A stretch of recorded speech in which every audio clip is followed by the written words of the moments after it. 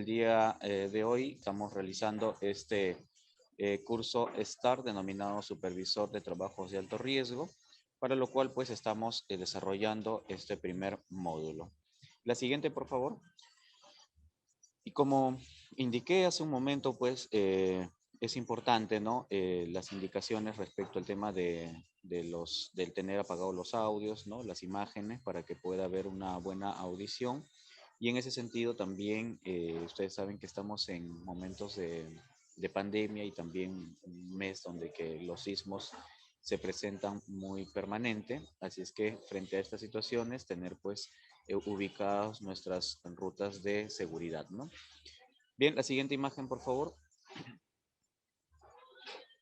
Bien, entonces, como les mencioné al inicio, nosotros vamos a ver hoy día, ¿no? O en todo caso, a lo largo de este curso de STAR, vamos a ver en los dos módulos 4, ¿no? De los 9 de trabajos de alto riesgo que se tienen, digamos, dentro de las actividades que nosotros desarrollamos, pues, de manera permanente, ¿no? Y uno de los trabajos que nosotros vemos es el trabajo en altura, ¿no? Ahí, como ustedes pueden ver en la imagen, nosotros aquí pues tenemos que ver las acciones correctas, las acciones incorrectas, los actos y las condiciones para poder desarrollar un trabajo de manera adecuada, ¿no? La siguiente, por favor. Entonces, iniciaremos mencionando, ¿no? ¿Qué cosa es para nosotros un trabajo en altura, ¿no? Entonces, un trabajo en altura va a ser considerado a partir de 1.8 metros, ¿no?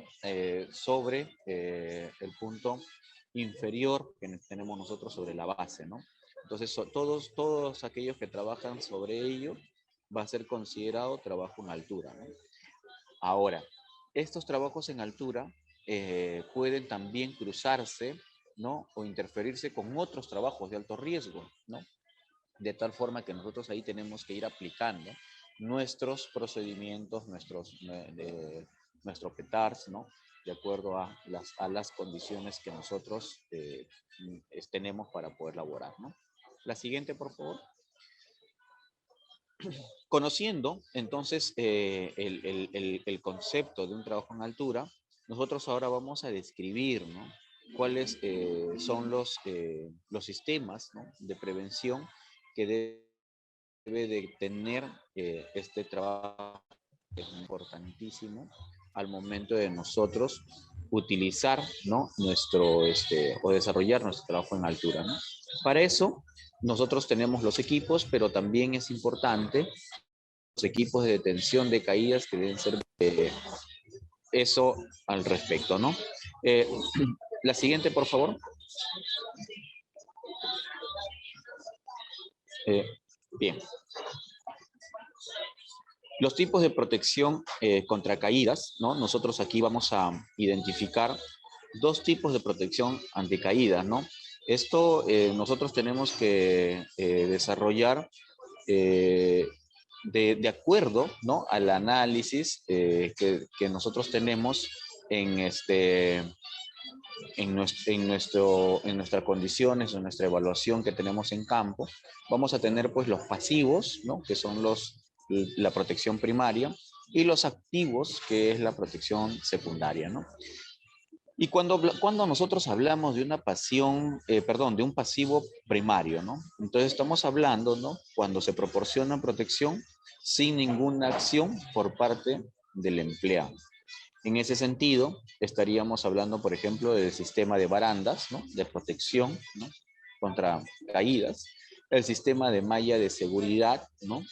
Como ustedes pueden ver ahí en las imágenes, ¿no? Ahí tenemos, por ejemplo, dos tipos de sistema, ¿no? De sistemas primarios, ¿no? Que nos va a permitir justamente prevenir, ¿no? Ciertas caídas de algunos elementos, ¿no? Además de ello, tenemos que poner barricadas, cercos y también cubiertas, ¿no? Cubiertas para poder que no caiga nada sobre la base que nosotros estamos trabajando, ¿no? Y cuando hablamos de un activo, ¿no? O sea, de un tipo de protección contra caídas de manera activa, ¿no? En este caso, estamos hablando de aquella protección que viene a ser con acción por parte del empleado. En este sentido, ¿no? Tenemos lo que ya le hemos explicado en la parte inicial, que es el arnés de cuerpo entero, la línea de vida, además también los ganchos, ¿no? De cierre instantáneo, ¿no? Vamos a ver más adelante cómo tienen que ser estos ganchos, ¿no? Porque tienen que estar en correcto estado, ¿no? No pueden estar dañados ni golpeados, ¿no? Y además de ello, los puntos de anclaje, ¿no? Que se tienen, ¿no? La siguiente, por favor. Entonces, la siguiente. Entonces, nosotros aquí, en estos dos tipos de protección contra caídas, ¿no? Ahora nosotros vamos a ver, ¿no? De manera detallada cada uno de estos aspectos, ¿no? Y uno de los que nosotros principalmente tenemos que ir viendo cuando desarrollamos nuestros trabajos en altura son los arnés de cuerpo entero, ¿no? Seguramente muchos de ustedes ya han conocido un arnés de cuerpo entero, ¿no? Y de repente también ya saben cómo colocarse esto de aquí, ¿no? Entonces, esto pasa por, primero, este arnés nos va a permitir distribuir, ¿no? La fuerza, ¿no? De la interrupción de caída, ¿no? O sea, cuando hay una caída, ¿no? De caída, o sea, un proceso de caída libre, de pronto, ustedes ya saben, ¿no? Por física, que el peso va aumentando, ¿no? De tal manera que el arnés lo que va a hacer es que nosotros no lleguemos, ¿no? Al punto cero, al punto inicial, ¿no? O al piso, ¿no? De tal manera que esto nos va, al momento de retroaernos, ¿no? Va a generar pues una interrupción a esa velocidad, ¿no? Y por eso es muy importante, ¿no? El uso o el buen estado que tiene que tener estos arnés, ya que el peso que va a obtener va a ser un peso bruto, ¿no? O sea, y eso de ahí va a tener que ver que nosotros hayamos asegurado correctamente nuestras correas, ¿no? O sea, los anillos, por ejemplo, para trabajos de posicionamientos, ¿no? Y el anillo dorsal que esté adecuadamente con la línea de vida, ¿no? Entonces, todos estos componentes, ¿no? De correa y anillos deben tener una resistencia de 5.000 libras o, en nuestro caso, ¿no? El sistema que nosotros medimos en el Perú, que es en kilogramos, 2.270 kilogramos, ¿no? Entonces, sobre esa prueba de fuerza es la que tiene que estar establecido en nuestro arnés. Entonces, con ello tiene que tener pues su verificación, ¿no?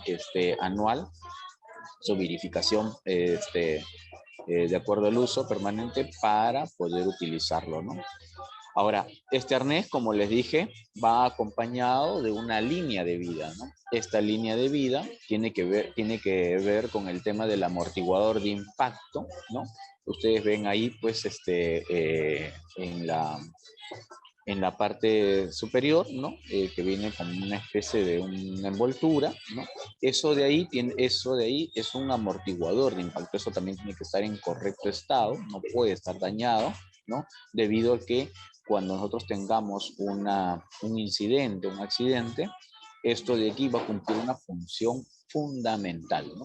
Tanto así que es el cual nos va a salvar la vida, ¿no? Se sugiere, ¿no? Dependiendo del tipo de actividades, ¿no? Utilizar el arnés, ¿no? De línea de vida doble, ¿no? Que esto pueda ayudarnos a anclarnos a distintos puntos, ¿no? Y como ven también en esta imagen, en la parte superior, también hay línea de vida sin amortiguador de impacto, ¿no? Esto de aquí se utiliza sobre todo cuando, digamos, estamos entre 1,80 m y hasta 2,5 m, así de altura, ¿no? De tal forma que o sea, no va a tener mayor acción, ¿no? En cambio, el amortiguador de impacto sí es cuando es a mayor altura, ¿no? Pero también incluso hay unos cálculos, ¿no? Para ver en qué momento se utiliza, porque además de esto, vamos a ver más adelante otros amortiguadores más que se aplican, que son los retráctiles, ¿no? Bueno, eso lo vamos a ver en adelante, ¿no? Pero otro de los aspectos que tenemos que ver aquí nosotros de un uso correcto también es el tema de los ganchos. Los ganchos no pueden estar dañados, no pueden tener ningún tipo de problema al momento de ser utilizados, ¿no? Entonces, eso es importante que nosotros podamos revisarlo de manera permanente, ¿no? La siguiente, por favor. Nosotros ahora lo que vamos a ver, lo que le decía, ¿no? La función que tiene el amortiguador de impacto. La siguiente. Bueno, bien, entonces les decía, ¿no? Que el amortiguador de impacto, ¿no? Que es lo que nos va a permitir a nosotros también ser parte de todo este sistema, ¿no? De contracaídas, ¿no? Este de aquí se va a enganchar pues al anillo dorsal del arnés, ¿no? Y que a su vez este dispositivo, ¿no? De amortiguador va a ayudar a disipar parte de la energía, ¿no? Durante el proceso de la caída, ¿no? Y como les decía, pues, cuando hacemos nosotros nuestro cálculo, considerar, ¿no? Que al momento de utilizar este amortiguador de impacto, al momento de la caída va a tener pues una distancia, ¿no? De un máximo de 1 metro, ¿no? Entonces, de tal manera que nosotros tenemos que considerar esto de aquí, ¿no? Esta constante, ¿no? Al momento de ver a qué altura estamos colocando, ¿no? Y donde la potencial caída, ¿no? Dice que es mayor que a 4 metros, que se debe usar sobre la línea de vida con amortiguador de impacto, ¿no? Entonces, esto es un cálculo que también en promedio se ha realizado, ¿no? O sea, todos aquellos que trabajan digamos, del nivel del piso de 4 metros a más, entonces estamos hablando que ya pueden utilizar este amortiguador de impacto, ¿no? La siguiente, por favor. Bien, otra de las cosas que les había mencionado era respecto al tema de los ganchos, ¿no? Estos ganchos, ¿no? Tienen que tener un seguro de cierre, ¿no?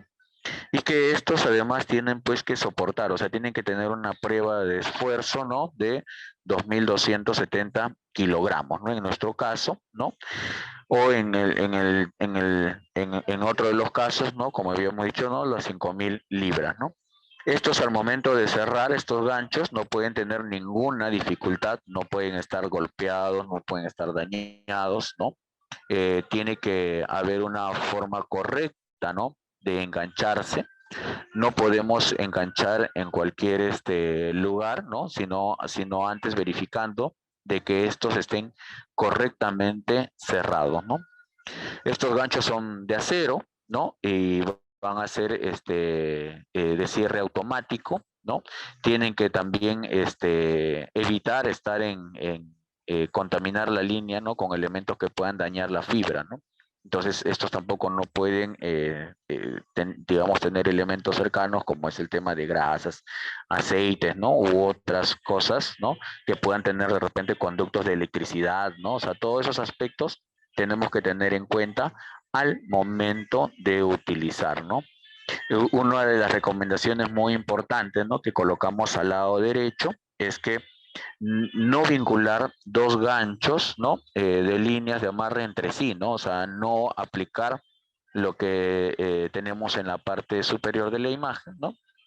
Sino por el contrario, lo que tenemos que hacer es una especie de de hacer, digamos, empalmes, ¿no? De acuerdo a lo que nosotros va a corresponder y lo que vamos a incluir dentro de nuestros procedimientos escritos de trabajo seguro, ¿no? La siguiente imagen, por favor. Entonces, con esto, nosotros hemos visto lo que directamente utilizamos nosotros, ¿no? Dentro del sistema contra caídas, ¿no? Pero a ello también, ¿no? Te vamos a agregar lo que vendría a ser nuestro punto de anclaje, ¿no? O sea, estos puntos de anclaje tienen también que tener ciertas condiciones, ¿no? Por lo tanto, el supervisor debe asegurar que estos puntos de anclaje sean probados, ¿no? Y aprobados para garantizar que se encuentren, ¿no? De manera segura y soportar la carga requerida, ¿no? ¿Por qué? Porque sobre este punto de anclaje, ¿no? A veces ocurre, ¿no? De que no solamente está una persona, a veces hay dos, tres personas. Entonces, si es así, nosotros tenemos que verificar que esto va a soportar el máximo peso, ¿no? De la cantidad de trabajadores que vamos a tener en esta determinada área de trabajo, ¿no? Por lo tanto, es importante garantizar que hay un punto fijo utilizado para suspender, ¿no?, al trabajador, ¿no? Y que por cada trabajador, como hemos dicho, conectado, debe haber un peso de 2.270 kilogramos, ¿no? Además, ¿no? Se van a utilizar pues vigas o tendidos de cable de acero, ¿no? De línea de vida horizontal, ¿no? Esto es importante porque nosotros ahí cuando hacemos, digamos, el tendido de cables, tenemos que asegurar pues con ciertas grapas, tenemos que asegurar que estos de aquí no vayan frente a una inflexión, no vayan a ceder, ¿no? Porque imaginen si esto cede, entonces nuestro sistema de medida no estaría siendo utilizado correctamente, ¿no? Y es importante, como dice en la imagen derecha, ¿no? No utilizar como puntos de anclaje tuberías, ¿no? Que estas se pueden desprender, ¿no? Al momento de la caída, ¿no? Tenemos que garantizar que estos puntos, ¿no?, van a tener aplicando, ¿no?, dentro de otras, de unas zonas que no son las correctas ni las adecuadas, ¿no? La siguiente, por favor.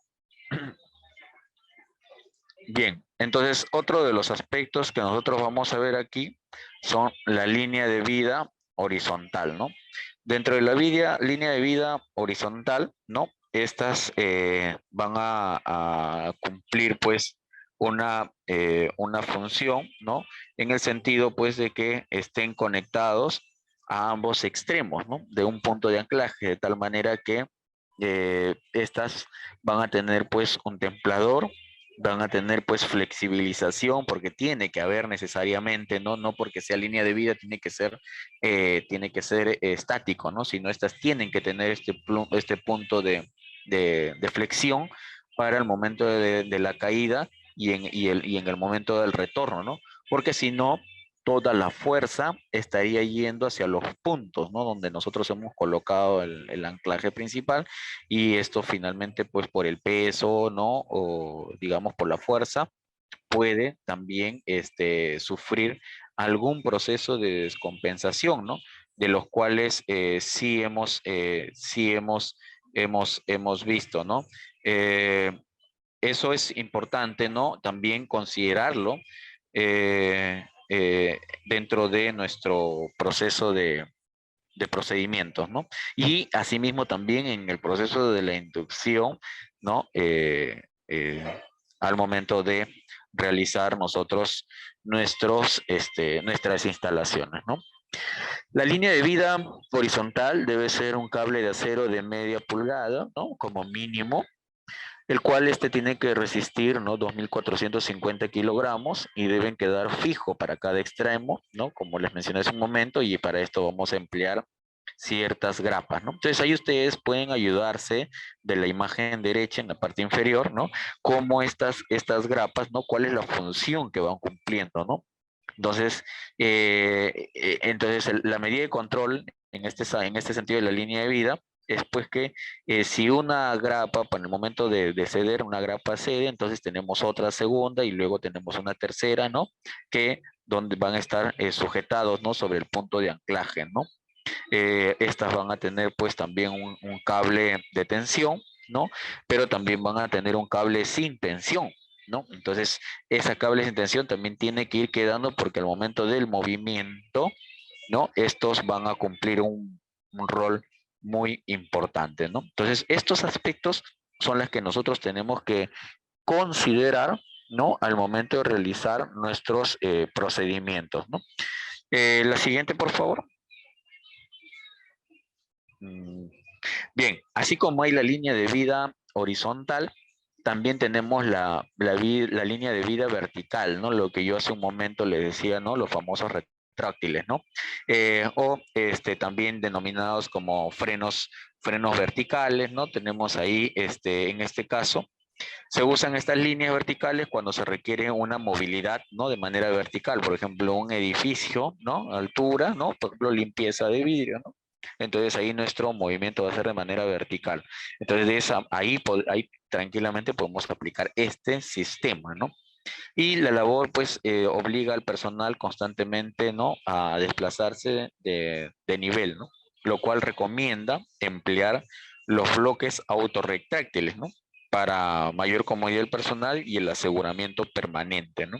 De esto hemos tenido, ¿no? Varios casos en el transcurso, ¿no? De lo que hemos visto, ¿no? A lo largo, por ejemplo, de estos 10 años, ¿no? Que tiene la ley 29783, ¿no?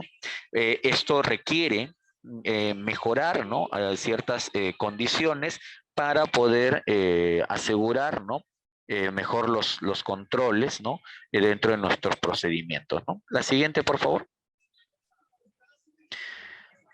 Entonces, cuando nosotros hablamos, ¿no? De aplicar la línea de vida de tanto horizontal como vertical, y a veces nuestros puntos, ¿no? De anclaje no son los que los adecuados o no nos proporcionan, ¿no?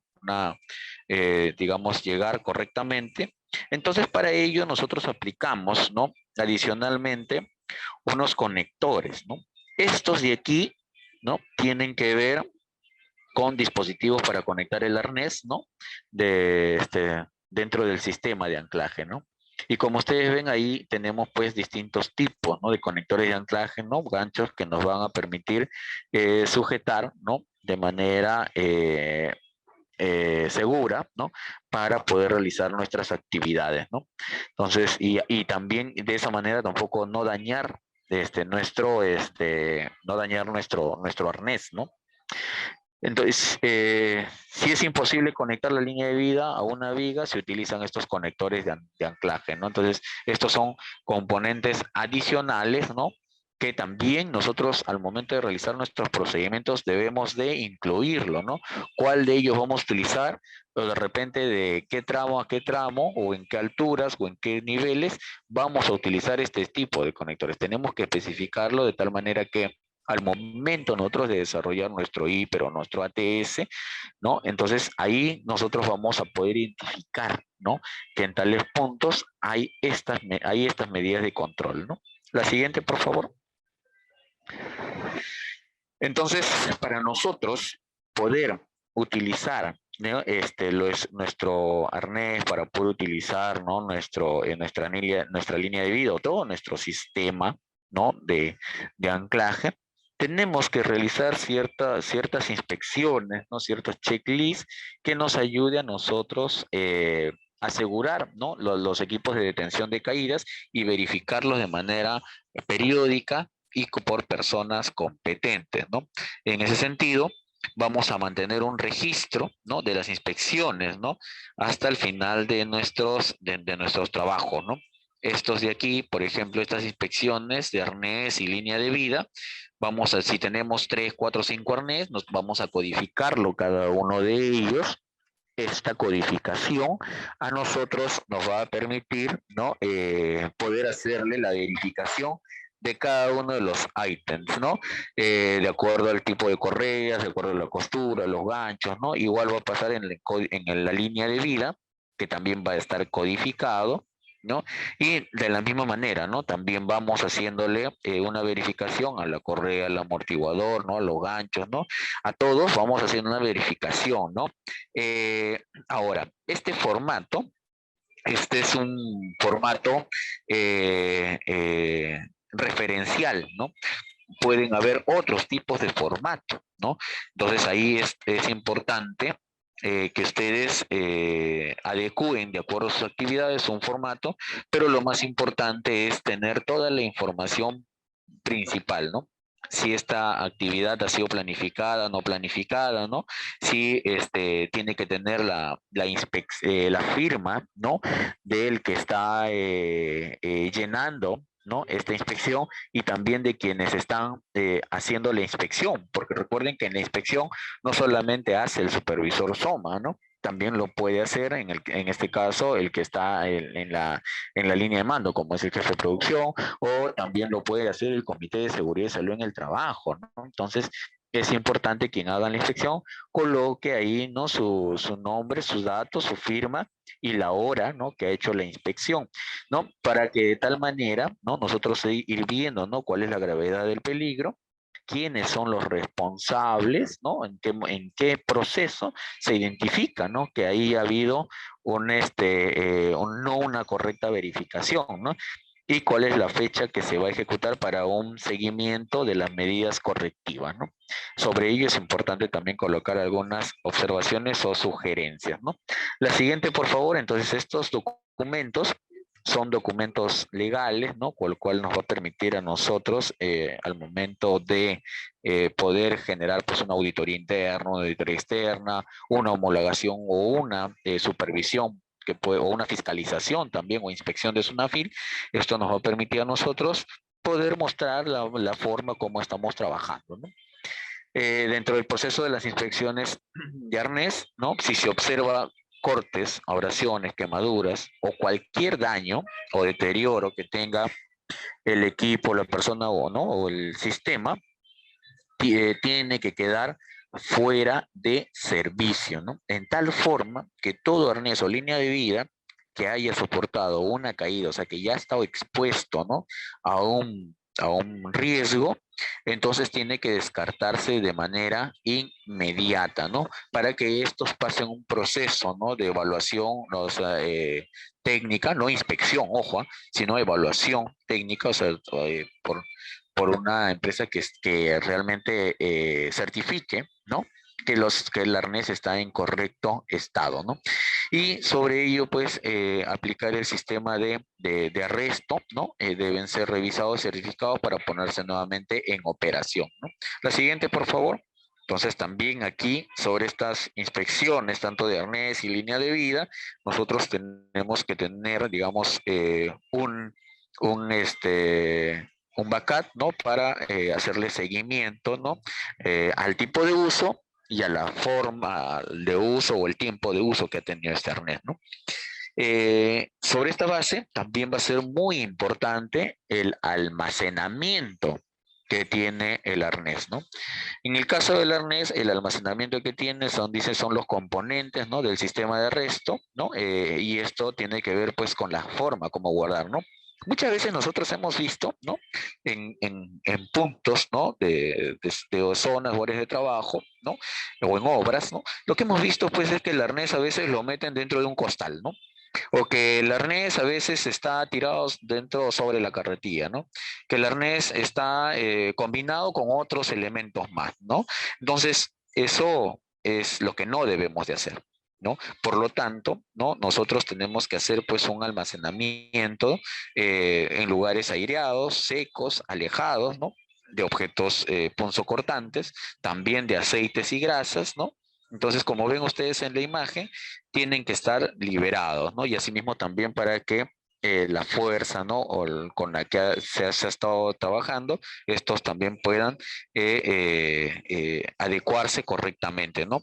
Entonces los arnés y la línea de enganche se guardarán colgados en ganchos adecuados, ¿no? Este es, como ven ustedes en la imagen, ese es el almacenamiento correcto para el caso del arnés y las líneas de vida, ¿no?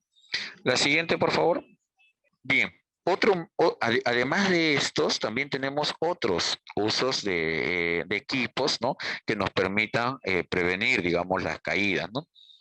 Como es el caso de las escaleras, ¿no? Para el caso de las escaleras también, ¿no? Cuando hacemos la utilización de estas, tienen que haber una inspección visual, ¿no? De la escalera antes de su uso, ¿no? Y verificando principalmente que no tenga ningún tipo de daño, ¿no? Asegurando de que las partes inferiores, ¿no? Estén correctamente para sopesar ante el peso que puede tener al momento del desplazamiento, ¿no? Es importante que no se deben presentar rajaduras, abolladuras o daños en la estructura de los peldaños, ¿no? O los laterales, ¿no? Los peldaños deben de tener superficie antideslizante y deben estar limpias, ¿no? Es importante cuando nosotros tenemos las escaleras portátiles, ¿no? Que estas pueden ser telescópicas o pueden ser de tijeras, ¿no? Estas de acá tienen que estar equipadas, ¿no? Con pies antideslizantes, ¿ya? No es digamos, la posición correcta, ¿no? De que a veces vemos, ¿no? De que un compañero está arriba y el otro está abajo agarrando la escalera, ¿no? lo adecuado es que estos tengan pies antideslizantes, ¿no? Si estos suben con demasiado peso, de repente ahí sí se podría, ¿no? Buscar una manera de asegurar, ¿no? Estas escaleras, ¿no? Para que pueda soportar, digamos, el peso, ¿no? Las escaleras de tijera deben de tener dispositivos de control, de apertura, en el extremo superior y en la parte central, ¿no? Entonces, ustedes han visto, pues, que cuando se abren estas escaleras, también en la parte del centro, ¿no? Tienen, ¿no? Una unión que permite tensar, ¿no? La posición y además también la fuerza, ¿no? Entonces, todo dentro de la estructura de estas, todos van a jugar un rol importante para poder disipar, ¿no? El peso que hay sobre ella, ¿no? La siguiente, por favor. Entonces, tanto las escaleras como las escaleras portátiles también se tienen que hacer, ¿no? Sus determinados inspecciones, checklist, ¿no? Para poder hacer un uso correcto, ¿no? Además, dentro del caso de las escaleras de uso portátil, ¿no? Estas no se utilizarán por dos personas a la vez, ¿no? Sobre la escalera tiene que haber una persona y esta debe colocarse en piso firme y tiene que estar nivelado, de tal forma que con el antideslizante que tiene la escalera pueda tomar una posición, ¿no? Firme. Entonces, para nosotros es muy importante verificar ese proceso, ¿no? Se va a subir y bajar de las escaleras, ¿no? De frente y con las manos libres, ¿no? De tal forma que nosotros podamos mantener los tres puntos de apoyo. ¿Cuáles son los tres puntos de apoyo? Son nuestros dos brazos, ¿no? Con las piernas, ¿no? O sea, no consideramos ahí dos, ¿por qué? Porque una al momento de pisar, la otra está elevándose, ¿no? Para subir. Llega nuevamente a pisar y la otra sigue. Entonces ahí solamente en los pies vamos a tener un solo punto de apoyo, ¿no? ¿Y cuál van a ser los otros dos? Van a ser necesariamente los brazos, ¿no? Pero ingeniero, pero cuando yo veo al personal y está subiendo sobre la escalera, están subiendo con cosas en la mano, ¿no? Entonces, eso no es lo correcto, ¿no? O sea, cuando una persona sube, no puede subir con nada en la mano, ¿no? Para ello se utilizan pues las drisas, ¿no? Para poder elevar, bajar, ¿no? Los equipos, ¿no? O herramientas, ¿no? O lo que tengamos que desplazar. Cuando uno sube, solamente lo hace, ¿no? De manera libre, ¿no? Para utilizar los tres puntos de apoyo, ¿no? Asimismo, también es importante, ¿no? Saber que la inclinación de la escalera es adecuada cuando la distancia de la base es la cuarta parte de la longitud vertical, o sea, un cuarto, ¿no? Entonces, sobre ello, nosotros lo que vamos a calcular es cómo sobresalir, ¿no? O sea, cuando al momento ponemos sobre el punto donde vamos a desplazarnos, estas tienen que tener sobresalir 1 metro de altura desde el punto de apoyo, ¿no? De tal manera que al momento, o sea, que nos permita a nosotros poder desplazarnos, ¿no? O al momento de tener como una especie de baranda, ¿no? Para poder fijarnos sobre el siguiente nivel de terreno, ¿no? Entonces, esto es importante cumplirlo, ¿no? Y verificarlo también en nuestros lugares de trabajo, ¿no? Pero ingeniero, mi escalera es muy pequeña y por lo tanto le da directo, justo al nivel. Sí, pero eso no tiene ningún tipo de punto de apoyo, pues entonces de tal forma que cuando llega el trabajador a la parte superior, no se encuentra absolutamente con nada, ¿no? Entonces, eso no es lo recomendable, ¿no? Entonces, y eso también tiene que estar especificado dentro de los procedimientos escritos de trabajo seguro, ¿no? La siguiente, por favor. ¿No? Incluido pues los petards y sus checklists, ¿no? Que en este caso son los de escaleras, de arnés, ¿no? O si tienes andamios, ¿no? Entonces ahí vamos viendo, ¿no? Pero además de ello, es importante que cada uno de nosotros tengamos un permiso de trabajo de altura. Entonces, ingeniero, ¿pero no bastaba con el PET? No, estos también tienen que tener un PETAR, ¿no? Que es el permiso, ¿no? De trabajo, procedimiento de trabajo de alto riesgo, ¿no? Y dentro de ello, tus permisos de trabajo de altura, ¿no? Y en este caso, pues ahí este también es un formato referencial, ¿no? Ustedes pueden tener probablemente otro tipo de formato, ¿no? Donde se van a establecer, pues, el lugar, la hora, ¿no? Cuál es la organización, qué fecha. Ojo que esto es diario, esto no es semanal, no es interdiario, ingeniero, no es mensual, no.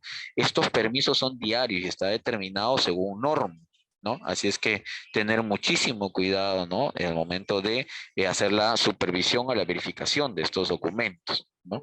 Y ahí pues uno va a ir describiendo, ¿no? Las tareas que vamos a realizar, la documentación, ¿no?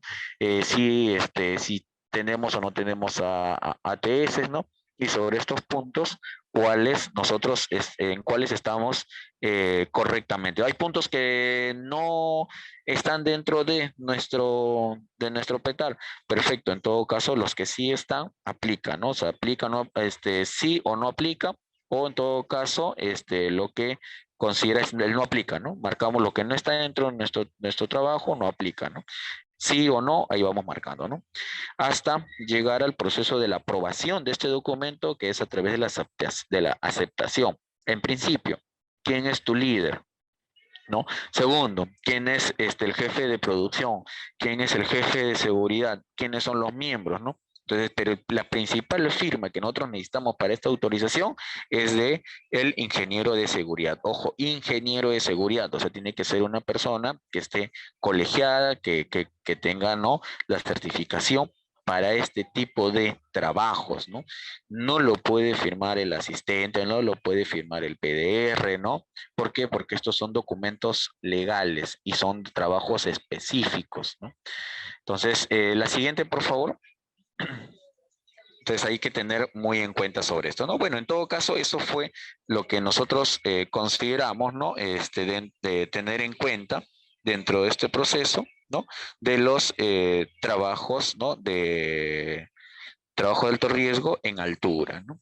Entonces, como les dije, hoy día vamos a ver dos temas, ¿no? Que es en altura y también en caliente, ¿no? Y en el caso de trabajos en caliente, que también es un trabajo de alto riesgo, ¿no? Porque esto tiene que ver ya no solamente, digamos, con el hecho de que si me caigo, ¿no? Sino acá tiene que ver con un tema de quemaduras, ¿no? Entonces ahí la siguiente, por favor, como ustedes ven, hay distintos tipos de trabajo en caliente que se realizan, ¿no? Pero ¿cómo se define un trabajo en caliente? Un trabajo en caliente, ¿no? Como dice aquí el concepto, esto va a involucrar la presencia de una llama abierta, ¿no? Como hemos visto en la imagen inicial, ¿no? Esta llama abierta, ¿no? Generado pues por trabajos de soldadura, ¿no? Por chispas de corte, ¿no? Por esmerilado, ¿no? Y otras que pueden generar pues estas chispas, ¿no? De tal forma que pueden ser una fuente de ignición, ¿no? En áreas con riesgos de incendio, ¿no? Entonces, esto de aquí se va a considerar un trabajo en caliente, ¿no? Ahora, este trabajo tú lo puedes desarrollar al nivel del piso, lo puedes desarrollar de repente en altura, lo puedes desarrollar dentro de un espacio cerrado, ¿no? Entonces, tú lo puedes desarrollar en distintos lugares, ¿no? De repente en una zanja, no sé. Pero lo que nosotros tenemos que tener en cuenta es que también la aplicación dentro de los procedimientos, los permisos para el trabajo en caliente y asimismo también los permisos para los otros trabajos de alto riesgo, ¿no? La siguiente, por favor. Entonces, así como en el trabajo de altura, ¿no? En el trabajo en caliente, ¿no? También hay responsabilidades. ¿Y quién asume la responsabilidad? Que es lo que les estaba explicando hace un momento, ¿no? Entonces, quien asume eso es el supervisor, ¿no? Y como le dije, el supervisor tiene que ser un ingeniero colegiado, ¿no? Y que este es responsable, ¿no? De cumplir con todos los estándares, procedimientos, ¿no? Indicados, ¿no? Dentro de el proyecto y las actividades que estamos realizando, y que sobre esta base tienen que haber los permisos, ¿no? Para esta actividad, ¿no? Se tiene que revisar y firmar el permiso de trabajo en caliente, completando el formulario entregado, ¿no? Con su revisión y su visto bueno, ¿no? En este caso, ya saben, la firma del ingeniero de SOMA, también pues con la firma quien es líder del grupo, ¿no? Y quien está como encargado de la parte de producción, ¿no? Es importante revisar y firmar el permiso de trabajo en caliente, ¿no? Completando este formulario, ¿no? Eh, También colocar el permiso, ¿no? En un lugar visible hasta que el trabajo se haya culminado, ¿no? Como en este caso también, como les vuelvo a mencionar, estos permisos son de manera diaria, ¿no? Y tienen que colocarse en un lugar visible, ¿no? Una vez terminado el trabajo, el permiso debe ser archivado. O sea, pero ingeniero, ya terminamos, nos estamos llenando de papeles. No, un momento. Toda la documentación que nosotros utilizamos en seguridad y sobre todo que tienen que ver con trabajos de alto riesgo, tienen que ser necesariamente archivados, ¿no? Entonces es importante cumplir con este procedimiento, ¿no? La siguiente, por favor. Entonces, de las responsabilidades que nosotros tenemos, ¿no? En este caso, como supervisión SOMA, pero también tenemos otras que es directamente como trabajador, ¿no? El trabajador, ¿no? Tiene que asegurar, ¿no? Que su área esté libre de riesgo, ¿no? Que esto es principio, ¿no? De seguridad y salud en el trabajo, ¿no? Asimismo, el trabajador tiene que conocer la ubicación de los equipos contra incendio. ¿Dónde está mi panel de emergencia? ¿Dónde están mis puntos de evacuación? ¿A dónde voy a recurrir o a quién voy a llamar? ¿No? Entonces, no solamente saber físicamente, sino también cómo me comunico frente a un incidente sobre estos aspectos, ¿no? Es importante inspeccionar, ¿no? Todos los equipos y herramientas, ¿no? Que se tenga en este caso del proceso de la supervisión, ¿no? Y es importante utilizar adecuadamente los EPP, ¿no? Pero ingeniero, miren, ahora tenemos estos grandes problemas que es pues por utilizar la mascarilla, ¿no?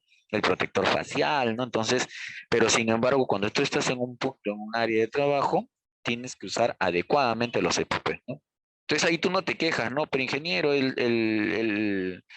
este, me hace demasiado calor o pesa demasiado o esto no es para, no es, yo puedo trabajar sin esto, sin estos EPPs, no. En este caso, no, tienen que trabajarse con todos los EPPs, ¿no? Y sobre todo con las caretas faciales, ¿no? Porque eso nos permite justamente que no nos llegue ningún punto de ignición, ¿no? Es importante obtener la autorización para el trabajo, es importante notificar al supervisor antes del trabajo en caliente. O sea, nosotros antes de realizar cualquier tipo de trabajo de alto riesgo, tenemos que avisar, ¿no? En este caso, el principal actor para poder avisar va a ser el ingeniero de seguridad, ¿no? Porque no solo es el quien te va a autorizar si estás o no estás, digamos, correctamente adecuado para hacer este tipo de trabajo, ¿no? La siguiente, por favor. Entonces, en la siguiente nosotros vamos a ver, pues también vamos a utilizar dentro de este proceso un vigía, ¿no? Dentro del vigía, el vigía tiene que entender y cumplir los estándares, ¿no? Además, este va a inspeccionar el área de trabajo, herramientas y equipos, va a identificar los peligros, ¿no? De incendio y tomar las medidas correctivas, ¿no? Asimismo, va a mantener una copia autorizada, ¿no? Del documento, en este caso estamos hablando del permiso, ¿no? De trabajo en caliente, lo va a tener dentro de su área, ¿no? La siguiente, por favor. Entonces ahí vamos viendo la responsabilidad, ¿no? Desde SOMA, desde el trabajador, desde vigía, ¿no? Y entonces ahí vamos viendo ahora la responsabilidad del ingeniero de seguridad, ¿no? Nosotros, ¿qué tenemos que hacer? ¿No? En principio, señalizar, asegurar, ¿no? Pero sobre todo, proveer asesoramiento en los estándares. O sea, nosotros tenemos que capacitar al personal respecto a qué tipo de trabajo va a desarrollar y en cuánto tiempo lo va a desarrollar, ¿no? Y cuáles son las medidas de control que debe tomar. Además, debe de verificar de manera aleatoria el cumplimiento de estas, ¿no? Se debe de analizar los casos para extender las fechas de cumplimiento, ¿no? O sea, si nosotros dentro de la programación nos dicen, esto va a tener 5 días, pero luego vemos que en realidad esto se va a extender, entonces tenemos que ir actualizando nosotros nuestra información, nuestra data, ¿no? Para poder tener, digamos, secuencialmente y ordenado toda nuestra documentación y no tener ningún tipo de problemática, ¿no? De acuerdo a la planificación que hemos tenido, ¿no? La siguiente, por favor. ¿Cuáles son los tipos de trabajo en caliente que nosotros podemos identificar, ¿no? En los diferentes lugares de trabajo? Primero vamos a tener un trabajo de caliente, por ejemplo, denominado el arenado, ¿no? También vamos a tener el otro trabajo, ¿no? La soldadura. Vamos a tener el trabajo de esmerilado, ¿no? O vamos a tener el trabajo de oxicorte, ¿no? En muchas de ellas es con comprensión de gases, otras es con energía eléctrica, ¿no? Y otras nos permite justamente utilizar otros elementos, ¿no? Para poder generar esta ignición, ¿no? Entonces, lo que nosotros tenemos que frente a cualquiera de ellas, ¿no? Ya que son trabajos también de fuerza, ¿no? También son trabajos que pueden ocasionarnos daños, incluso hasta la muerte, ¿no? Entonces, para ello es importante saber, ¿no? Estar capacitados, ¿no? Estar entrenados, ¿no? Porque no solo estar capacitados, no hay que estar entrenados, ¿no? Y sobre todo, pues, hay que saber utilizar las herramientas, ¿no? La siguiente, por favor. Entonces, para poder utilizar adecuadamente frente a los peligros que nosotros vamos a tener, ¿no? ¿Qué peligro nosotros vamos a tener en un trabajo en caliente? Nos estamos exponiendo, ¿no? A peligros químicos, a peligros físicos. Cuando hablamos de peligros químicos, estamos hablando de los humos, los vapores, los gases, ¿no? Que es lo que nosotros percibimos, ¿no? Al interior. Y hablamos de peligros físicos cuando estamos hablando, por ejemplo, a lugares de alta temperatura, a lugares donde hay fuego, radiación, ¿no? Iluminación y electricidad, ¿no? Entonces, estos peligros tenemos que nosotros evaluarlos y considerarlos dentro de nuestros procedimientos, ¿no? Si tenemos uno de ellos o no. Y tenemos riesgos generales, ¿no? En este caso, riesgos, por ejemplo, en el caso de quemaduras, choques eléctricos, explosiones, incendios, intoxicaciones, asfixia, estrés, lesiones por escoria o conjuntivitis, ¿no? Entonces, ahí tenemos que ir evaluando qué riesgos nos se va a presentar de acuerdo a la actividad que nosotros estamos desarrollando, ¿no? Entonces, lo que más se puede identificar o lo que más se puede tener dentro de una actividad son las quemaduras, las explosiones, los incendios, los choques eléctricos, ¿no? Eso es bastante, ¿no? Pero ahora, producto de la pandemia y todo este virus que nos ha venido atacando, se han presentado más casos en estrés, por ejemplo, ¿no? En lesiones por escoria, ¿no? Debido pues a diferentes factores, ¿no? Que se tienen que ir evaluando. Entonces, pero esto de aquí son cosas por las cuales nosotros tenemos que tomar nuestras medidas de control. La siguiente, por favor. Los humos metálicos, para nosotros más o menos vamos a describir algunos de ellos, ¿no? Son productos tóxicos o irritantes, ¿no? Que contienen material cadmio, cromo, magnesio, zinc, níquel, titanio, ¿no? Esto nos va a generar, pues, esos de ahí vamos a interiorizarlo nosotros de no tomar alguna medida de control, ¿no? Vamos a tener problemas neumoconióticos, ¿no? Poco peligrosos, como es en el caso de aluminio, hierro, carbón, ¿no? ¿No? Y también los neumoconióticos muy peligrosos, que es en el caso de silicio, cobre y berilio, ¿no? Luego vamos a tener el caso de gases, ¿no? En este caso son los vapores nitrosos, ¿no? Denominados los famosos NOx, ¿no? Y que estos a veces no se sienten y que estos a veces van a pasar de manera inadvertida, ¿no?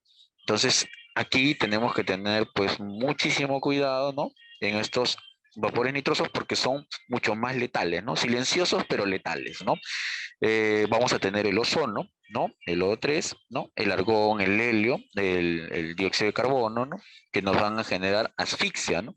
De esto, por ejemplo, tenemos que tener mucho cuidado, por ejemplo, no solamente en estos tipos de trabajo, sino incluso cuando estamos utilizando maquinarias también, ¿no? Entonces, esto nos puede también generar, ¿no? Digamos, otros problemas secundarios, ¿no? La siguiente, por favor.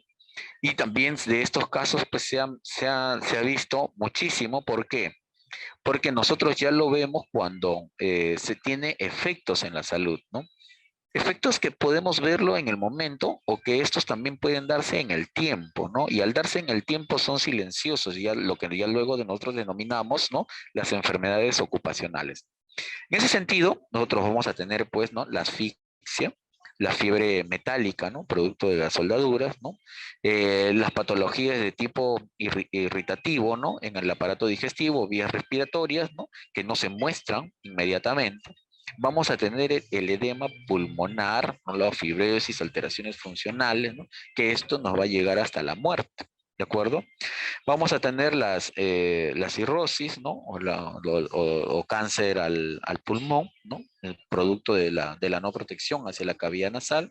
Vamos a tener algunas enfermedades como es el tema del Parkinson, envenenamiento por plomo, lo que hace que tengamos cierta sensibilidad en los músculos, ¿no? Y articulaciones, ¿no? Entonces, ojo que esto nosotros, digamos, se puede hacer ciertos estudios que nos permitan identificar esto, ¿no? Y vamos a tener sobre esa base ciertas náuseas, retorcijones, irritabilidad, pérdida de la memoria, anemia, ¿no? Todo ello nos va a llevar a daños al sistema nervioso y problemas también en los riñones, ¿no? Entonces, hay aspectos en los cuales se van a ir manifestando en el tiempo, pero se van manifestando, ¿no? De acuerdo a, al tipo de efecto que tengamos, ¿no? Como es en el tema de los riñones, rápido se va a ir manifestando, ¿no? O a través de los riñones se va manifestando y luego nos vamos dando cuenta que tenemos otros efectos, ¿no? Y no vamos a saber de repente dónde, dónde lo obtuvimos, ¿no? Pero para ello se tienen que hacer pues los estudios de acuerdo a al sistema de gestión de seguridad y salud en el trabajo, ¿no? En el programa de salud ocupacional, ¿no? Sobre los factores de riesgo, tienen que ir haciendo los estudios, ¿no? Al interior de nuestros lugares de trabajo, ¿no? La siguiente, por favor. Bien, aquí nosotros vamos a tener, ¿no? ¿Cuál es el procedimiento para hacer un trabajo en caliente? El procedimiento es obtener un permiso, ¿no? Para trabajos en caliente, ¿no? Luego es que el supervisor debe firmar el permiso en trabajo en caliente y sobre esa base, ¿no? El permiso de trabajo debe exhibirse en un lugar adecuado hasta culminar la tarea del día. Ojo, la tarea del día. Al día siguiente, si haces la misma actividad, pero tienes que tener otro permiso, ¿no? Y por cada día tienes que tener igual un permiso autorizado. ¿Ok? Es importante que en un trabajo en caliente debe haber un vigía, ¿no? Y terminada la tarea, el permiso de trabajo también se tiene que almacenar adecuadamente en los archivos para poder al final generar no solamente nuestro dossier, sino también nuestros controles, ¿no? Frente a una auditoría, frente a una fiscalización, ¿no? La siguiente, por favor. Bien, entonces, ¿cuáles son las precauciones de seguridad para el trabajo en caliente? Es importante que nosotros tenemos que tomar y considerar dentro de nuestros procedimientos escritos de trabajo seguro, ¿no? Respecto al tema de todos los sistemas de protección contra incendios y que estos deben funcionar correctamente, ¿no? Entonces tenemos que ir haciendo nuestras simulacros, nuestras verificaciones, nuestras inspecciones para poder garantizar una adecuada emergencia, ¿no? Si tenemos este tipo de situaciones, ¿no? Además, obtener el permiso de trabajo en caliente y asignar una persona capacitada en la vigilancia contra incendios, ¿no? O sea, tenemos que abrir nuestra brigada contra incendios, ¿no? Y si no hay, no somos pocos, en todo caso siempre debe haber una persona que esta no sea necesariamente el ingeniero Soma, sino que sea de parte de los trabajadores para saber actuar, socorrer en el momento del incidente, ¿no? O de la eventualidad que tengamos, ¿no?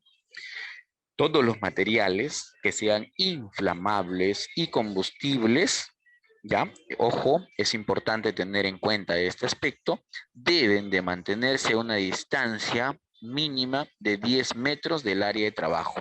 A veces, ¿qué ocurre?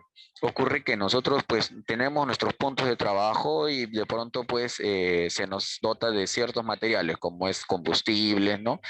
Algunos otros y entonces ¿qué hacemos nosotros? Los tenemos muy cerca, ¿no? De nuestro lugar de trabajo. Esto tenemos que mantenerlo en un área adecuada. ¿Cuál es la distancia mínima que se requiere? 10 metros de distancia, ¿no? Entonces, ¿por qué? Porque es algo que no vamos a utilizar de manera permanente, ¿no? Sino va a ser, o sea, va a ser en puntos específicos, ¿no? Entonces, para eso que nuestra área, nuestra zona, dice claramente, ¿no? Como precaución, tiene que estar totalmente liberada, ¿no? Y en el caso de tener, como dice aquí, material combustible, no se puede trasladar, ¿no? Estas se deben trabajar, perdón, se deben proteger con lonas cubiertas, ¿no? A prueba de fuego, ¿no? En todo caso, aislarlo, ¿no? Como tienen que aislarse estos materiales, porque como son, aparte de ser tóxicos, ¿no? Entonces, estas llamas pueden tranquilamente, ¿no? Coger este punto de ignición y finalmente terminar de repente, en un desastre, ¿no? Y a veces no evaluamos más allá de ello, que esto puede ir repercutiendo en otras cosas más, ¿no? La siguiente, por favor. Entonces, las recomendaciones que nosotros damos, por ejemplo, para el trabajo específico que es el oxicorte, es que el equipo debe contar con válvulas antirretorno, ¿no? Estos tenemos que verificar antes de iniciar nuestras labores, ¿no? Las mangueras deben estar aseguradas, ¿no? A sus conexiones por presión y estas tienen que tener abrazaderas metálicas, ¿no? Además, deben ser del mismo color del cilindro en el que están conectadas, ¿no? O sea, entonces, de tal forma que nosotros vamos identificando, ¿no? De qué tipo, ¿no? De qué balón, ¿no? Viene determinados, gases, ¿no? Los accesorios deben estar en buenas condiciones, ¿no? Todas las abrazaderas, las mangueras, todas tienen que estar en correcta, ¿no? El manómetro, todos tienen que estar en correctas condiciones, ¿no? De lo contrario, cuando ocurra algo, nosotros no vamos a poder identificar adecuadamente, ¿no? Cuál fue la problemática, ¿no? ¿No? O en todo caso tampoco vamos a poder ser preventivos, ¿no? Los cilindros del gas tienen que cumplir con lo estipulado en el estándar, ¿no? O sea, para esto, ¿no? Tienen que tener un determinado color, un determinado volumen, una determinada forma de transportar, ¿no? Y las medidas de seguridad que estas tienen que acompañar, ¿no? La siguiente, por favor. Bien, entonces, las recomendaciones, por ejemplo, para el caso del esmerilado y picado de escoria, ¿no? Se identifican, ¿no? Los riesgos, por ejemplo, como es el caso de la descarga eléctrica, accidentes en los ojos, ¿no? Que pueden ser por partículas, escape o rotura de muela, quemaduras y de heridas en las manos, también puede haber aspiración de polvo y partículas, además de lesiones, ¿no? Generados por humos metálicos, ¿no? Todos estos de aquí, ¿no? Es importante para que no tengamos problemas mayores, ¿no? O incidentes o eventualidades. Es importante revisar las conexiones a tierra y el buen uso, ¿no? Perdón, el buen estado, ¿no? De todos los cables que tiene, digamos, para poder desarrollar este esmerilado, ¿no? Además es importante usar lentes de tipo Googles, ¿no? O pantallas de protección y guantes, ¿no? O los protectores faciales, ¿no? Uso de respirador adecuado, utilizar la muela adecuada, ¿no? Y mantener un control adecuado, ¿no? Porque a veces ocurre, ¿qué ocurre? Que nosotros adaptamos, ¿no? De una cosa dentro del merilado, adaptamos, ¿no? Para corte de fierro, adaptamos para incluso para hacer limpieza, ¿no? Adaptamos distintos tipos de discos de corte para, para ciertas amoladoras. Y esto, finalmente, cuando no están correctamente aseguradas porque no es de su calibre, no le va a dar, entonces quedan sueltos al momento de nosotros hacer el trabajo. Finalmente esto termina afectando no solamente, digamos, el fuego, ¿no? La ignición, sino además incluso esto nos puede producir hasta la muerte, ¿no? O estos discos finalmente pueden terminar cortándonos o mutilándonos, ¿no? Alguna parte de nuestro cuerpo o metiéndose dentro de nuestro cuerpo. Han habido casos ya de estos, ¿no? Entonces es importante hacer la supervisión y revisión, ¿no? En cada uno de los casos, ¿no? Por eso que cuando nuestro trabajo en campo va a ser muy importante. No basta con firmar, no basta con capacitarlos, ¿no? También tenemos que hacer de manera permanente nuestro trabajo en campo, ¿no? Es importante dejar enfriar, ¿no? Las escorias antes de manipularlo. Los desagües deben ser protegidos, ¿no? De la siguiente manera, ¿no? Sellar, ¿no? Con mantas de Kevlar, ¿no? Cubierto eh, con arena húmeda, ¿no? Hay que purgar un flujo abundante del vapor de agua de tal manera que esto pueda, podamos tener, digamos, todas las recomendaciones adecuadas, ¿no? La siguiente, por favor. Las protecciones, ¿no? Estas es muy importante, ya con estas vamos a ir finalizando, ¿no? Se deben de instalar biombos o pantallas protectoras en zonas donde se generen chispas, escorias incandescentes, ¿no? Sobre todo esto cuando hay puntos o zonas de trabajo que están muy cercanas, ¿no? Y esto tenemos trabajos cruzados, ¿no? Cuando hay estos tipos de trabajos cruzados, es importante estos aseguramientos, ¿no? Se deberá acercar correctamente, ¿no? El área de trabajo, contar con paneles plásticos claros cubiertos de por lo menos hasta un metro 20 centímetros, ¿no? Desde el suelo hacia arriba. Es importante que este esté fabricado con material resistente al fuego. Tienen que estar sellados, no puede salir por ninguna parte, ¿no? Y asimismo también deberá dejarse ciertas lengüetas de lona de tal que a modo que pueda, se pueda sellar entre una y otra, ¿no? Y tener buena ventilación, o sea, tanto no hemos dicho que se tenga que techar, ¿no? Solamente es la cubierta de los laterales, ¿no? La siguiente, por favor. Entonces, sobre esto también nosotros vamos a tener, ¿no? Hemos dicho de los cilindros, ¿no? De oxígeno. Ahí vamos a tener, por ejemplo, los gases comprimidos. Y ahí, ¿cuáles son los riesgos? Son las fugas de este gas combustible, ¿no? Que puede generar incendio, explosiones, ¿no? Puede generar asfixia por desplazamiento de aire, atrapamientos, ¿no? Por manipulación de botellas, ¿no? Cuando no tenemos un correcto aseguramiento al momento de su almacén o su transporte, ¿no? La manipulación de estos son que los cilindros deben estar debidamente etiquetados. Recuerden que tienen cada uno un color, ¿no? Y cada uno tiene un uso, ¿no? Y por lo tanto tienen que estar libres de corrosión, abolladuras o también de marcas de reparación.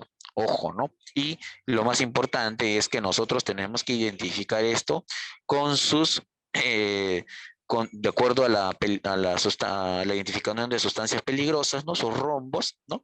De acuerdo al código del NFPA 704, ¿no? ¿Qué tipo de materiales nosotros estamos teniendo, ¿no?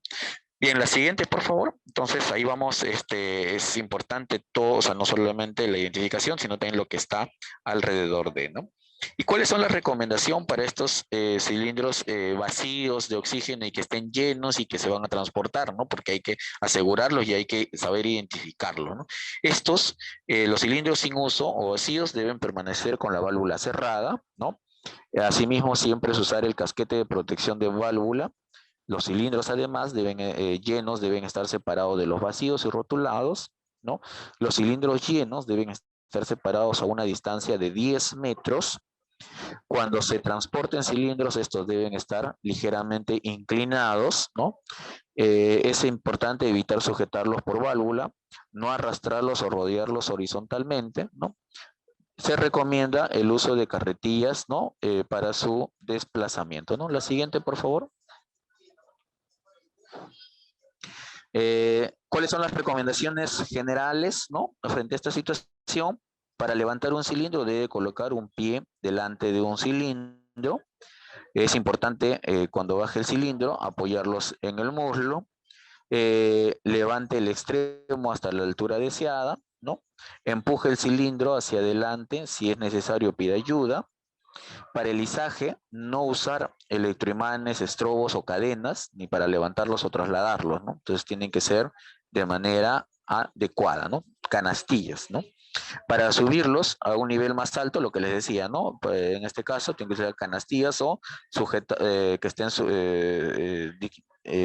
estén sujetados adecuadamente, ¿no? Para que estos no tengan ningún tipo de movimiento o desplazamiento, ¿no? La siguiente, por favor.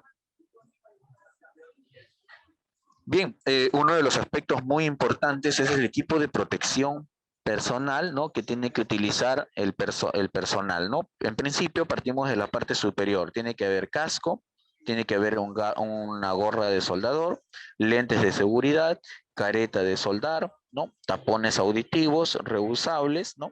Respirador de media cara con filtros para humos metálicos, ¿no?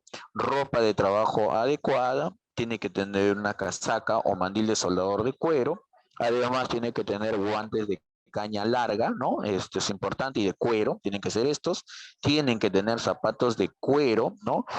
Con punta de acero, y asimismo también tienen que tener escarpines, ¿no? De cuero, ¿no? Y estos CPPs, ¿no? Tienen que pasar por una inspección general, ¿no? Antes de su uso. El EPP debe ser usado por el soldador y el ayudante, o sea, no solamente es el soldador, sino también el ayudante, ¿no? Por ambos tiene que utilizar todos los EPPs adecuados, ¿no? Se tiene que verificar que la ropa no esté impregnada con materiales de combustible que sea inflamable. Es importante mantener cerrados los bolsillos, no introducir la basta del pantalón en la caña del zapato de seguridad, no soldar utilizando lentes de contacto, verificar que el cristal oscuro de las caretas, ¿no? Sean adecuados, y asimismo se deben utilizar mantas, ¿no? Pantallas o biombos alrededor de los puestos de soldadura, ¿no? Otra cosa, al colocar los electrodos, ¿no? Use siempre guantes, ¿no? A veces cuando hacemos este tipo de cosas, nos quitamos los guantes y no lo hacemos de manera adecuada, ¿no? Las tenazas deberá estar aislada bajo la tensión, deberá tomarse siempre con guantes, ¿no? O sea, el uso y la protección de las manos, de los ojos, del rostro, tiene que ser permanente, ¿no? La siguiente, por favor. Y bien, y en el caso de los trabajos arenados, ahí tenemos, ¿no? De las áreas, tenemos que tener las áreas aisladas, ¿no? Para poder prevenir la exposición de contaminantes u otros trabajadores. Los trabajadores deben estar dotados de protección a la vista y respirador, ¿no? De 2 vías con caucho. ¿Para qué? Para poder prevenir la entrada de cuerpos extraños en los ojos y partículas en suspensión y gases, ¿no?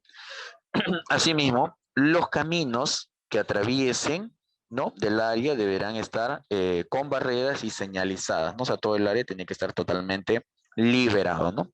Entonces, esto dentro del trabajo en caliente es importante, ¿no? Seguir todas estas recomendaciones y tener todos los permisos adecuados para poder no tener ninguna eventualidad, ¿no? La siguiente, por favor.